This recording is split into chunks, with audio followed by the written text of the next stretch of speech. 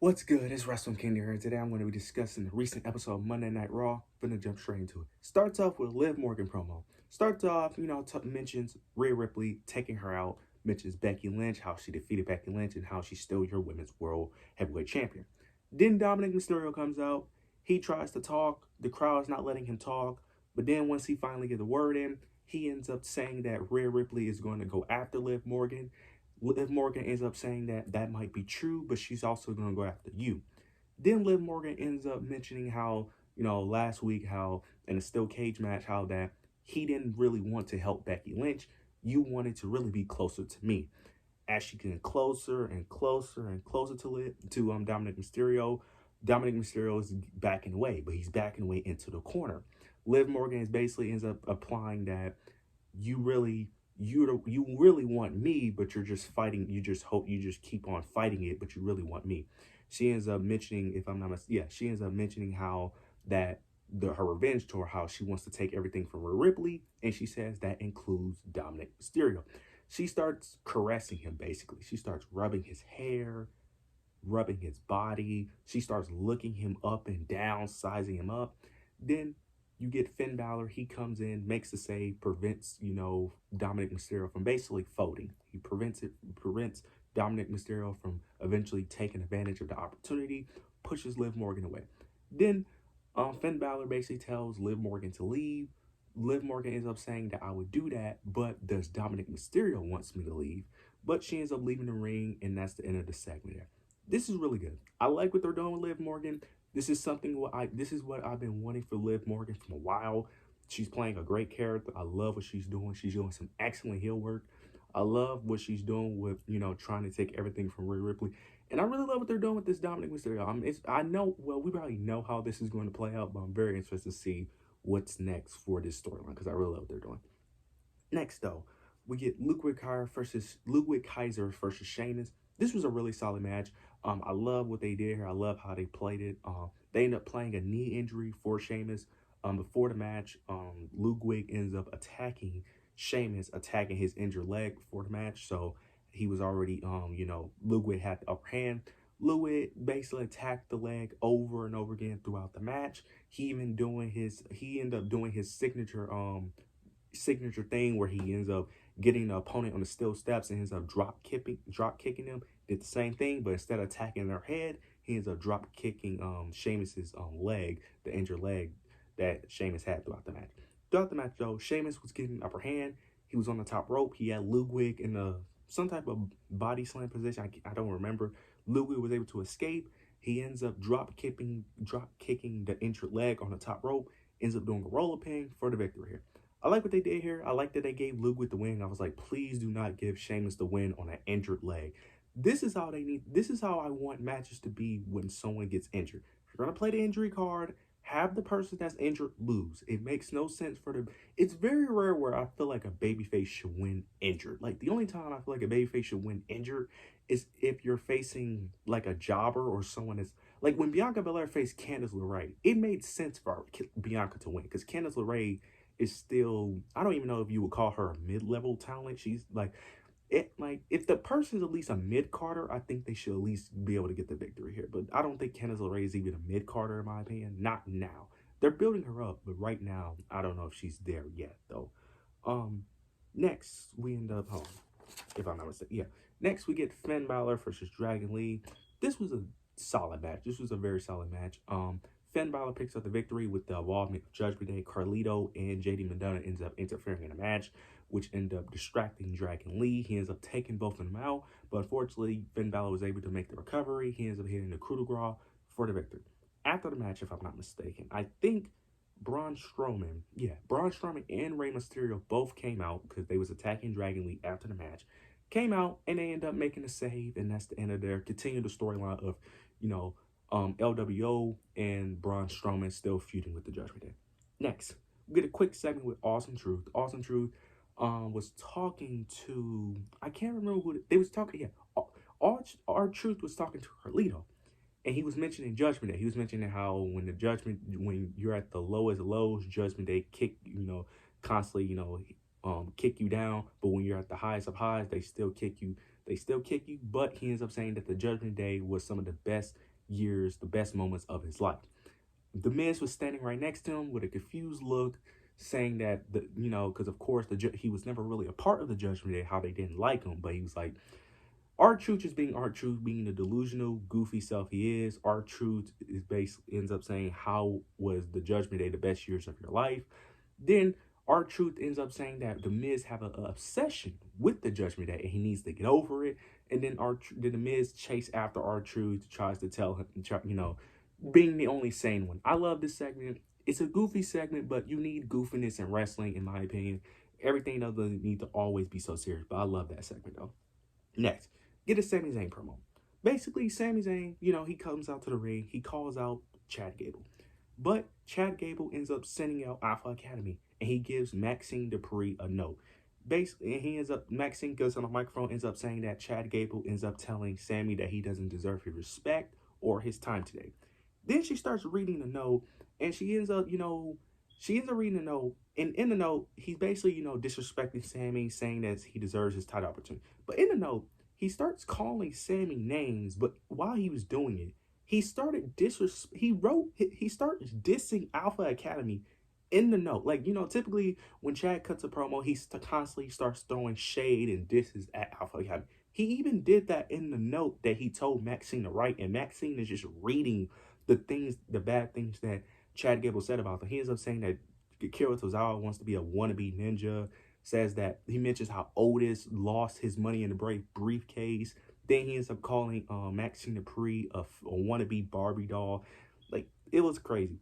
But then we get towards Sami, I think, and Sami ends up trying to convince them that they don't have to do this. They don't have to, listen to Chad Gable. They're better than that. They can move on. They can be free and do their own thing, right?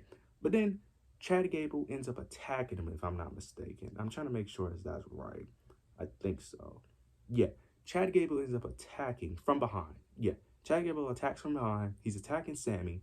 Then he tries to convince Otis to attack him again. Otis can't do it. Otis cannot do it. He can't do it. He refused to do it. So he did what he did at what he's been doing. Slapping. He starts slapping Otis. Pushing Otis around, starts slapping. Akira Tozawa tries to stop Chad Gable. He ends up holding Chad Gable back. But that doesn't work. Chad Gable starts punking Akira Tozawa. He starts pushing Tozawa, constantly pushing him. Then Maxine Dupree tries to stop Chad Gable. Chad Gable is not going for it, and he ends up telling her to get on her knees and beg. I'm going to be honest here.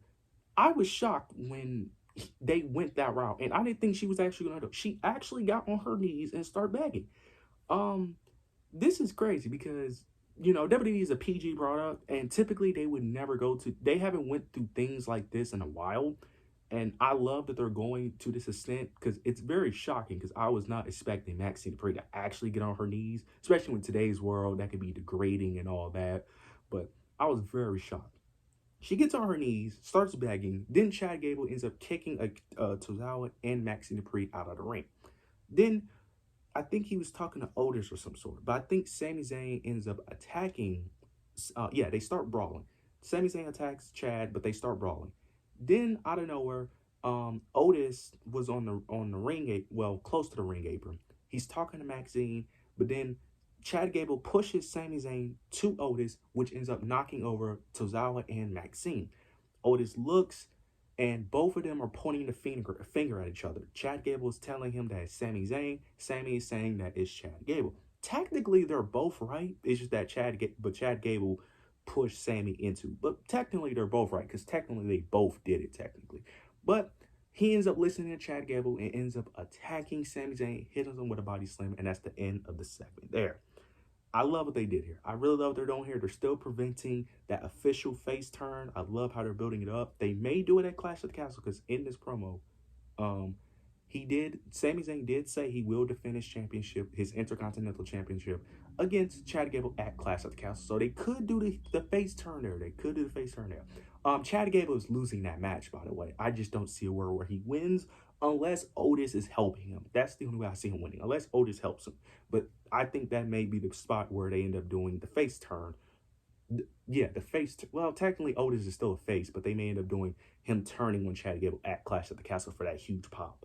Next, we get a quick little segment with Alpha Academy. Chad Gable is happy. He's celebrating. He talks about how Maxine and Tozawa ends up faking their injuries, but they actually have real injuries. But he ends up brushing off, ends up saying they'll be fine.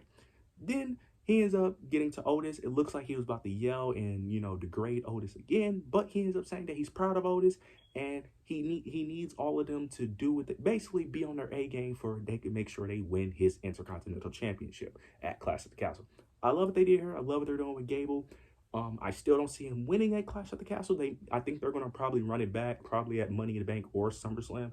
Money in the Bank is in Toronto, if I'm not mistaken. Toronto. And Sami Zayn probably will will be the biggest babyface on that show, so they may end up pulling it there. But I love what they're doing here. I love this storyline. I love what they're doing with Alpha Academy. I love what they're doing with Sami Zayn. This has been great. Next, though, we get Braun Breaker versus Ricochet. This was a solid match. This match was actually very quick, a lot quicker than I thought it was, but this match was fairly quick, but this was a good match. Ricochet got some very good offense in, but Braun Breaker picks up the victory here. After the match, though, he ends up attacking Ricochet, still being, the dominant, guy who is still angry, wants to prove himself, and constantly, causing havoc on Monday Night Raw. So he ends up attacking Ricochet. He's about to hit him with the steel steps, but security comes out, preventing it, and then Dragunov comes out. Dragunov comes out and tries to protect Ricochet, and that's the end of this segment here. I'm very surprised they're pulling the card already on Braun Breaker and Dragunov, because these are two guys that you're trying to push at the same time. So I'm very interested to see how this plays out. I don't think no one's going to win that match.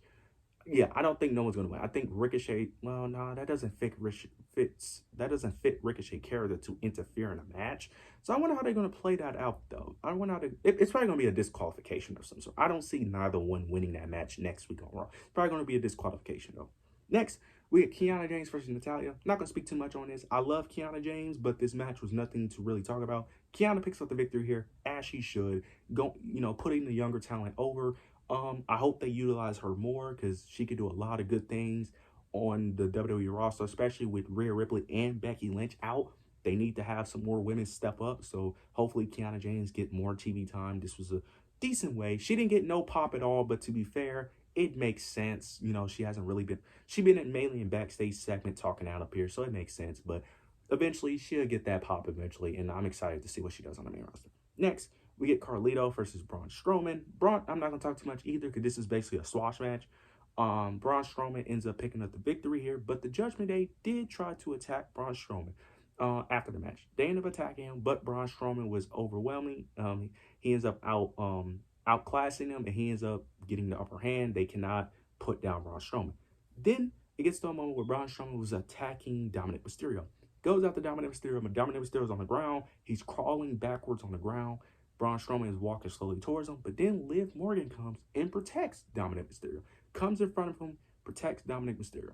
Then that allows Judgment Day to get the upper hand, and they end up standing tall at the end of this segment here.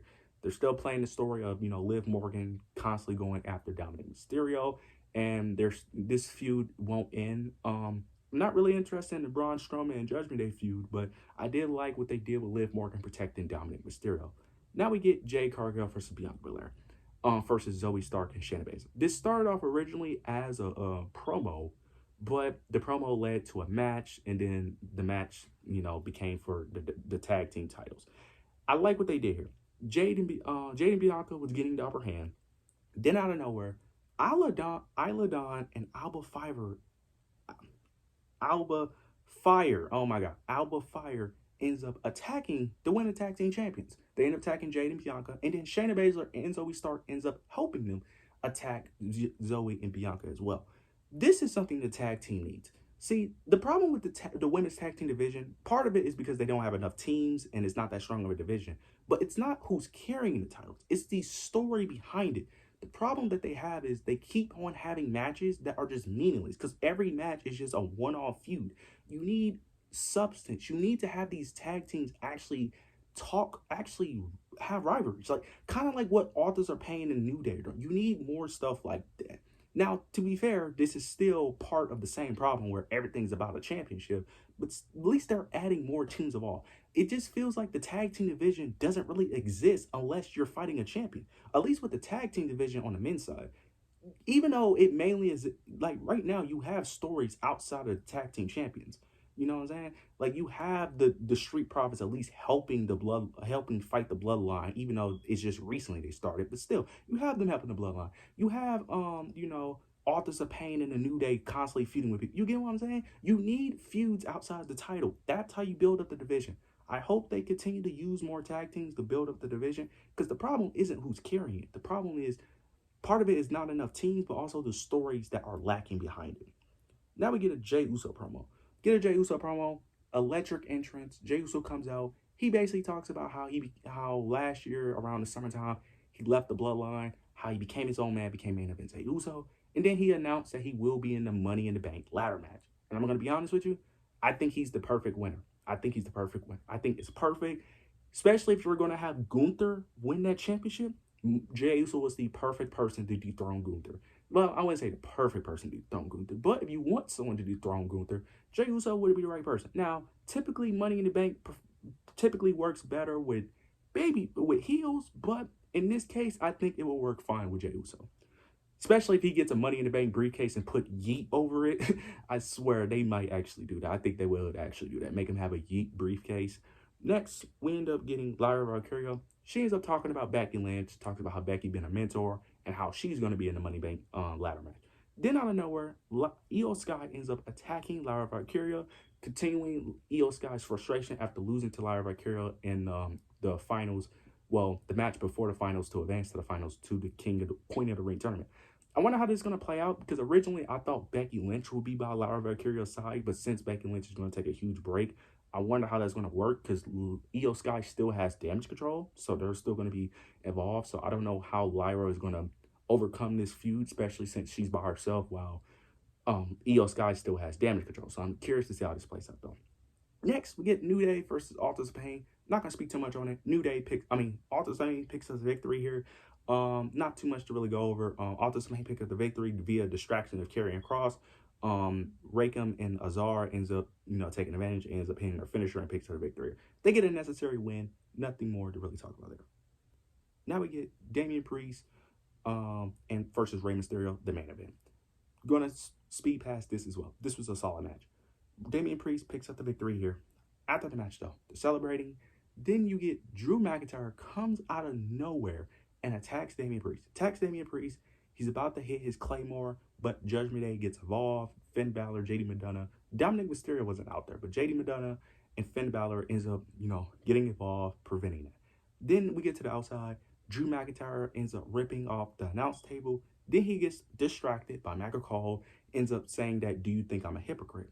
Then Damian Priest takes advantage, ends up choke slamming Drew McIntyre onto the announce table, and that's the end of your Monday Night Raw.